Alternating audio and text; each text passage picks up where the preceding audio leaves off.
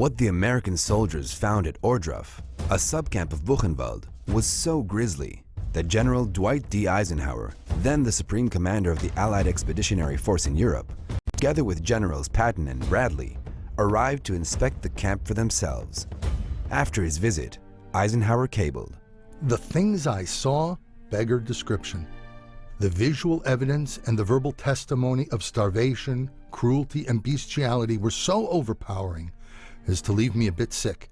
I made the visit deliberately in order to be in a position to give first-hand evidence of these things if ever, in the future, there develops a tendency to charge these allegations merely to propaganda." These words are now engraved on the wall of the United States Holocaust Memorial Museum in Washington, D.C. U.S. Army Staff Sergeant Horace Evers was among the first Allied soldiers to enter Adolf Hitler's abandoned Munich quarters. He discovered Hitler's personal stationery.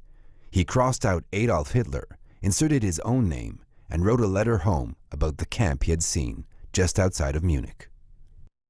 Dearest Mom and Lou, a railroad runs alongside the camp, and as we walked toward the boxcars on the track, I thought of some of the stories I previously had read about Dachau, and was glad of the chance to see for myself, just to prove once and for all that what I had heard was propaganda. But no, it wasn't propaganda at all. If anything, some of the truth had been held back. In 2 years of combat, you can imagine I have seen a lot of death. Furious deaths, mostly. But nothing has ever stirred me as much as this.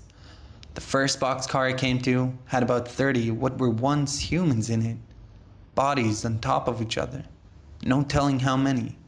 And then into the camp itself. Filthy barracks. How can people do things like that? I never believed they could. Until now. Paul Parks was a 22-year-old American soldier from Indianapolis who witnessed Dachau after liberation.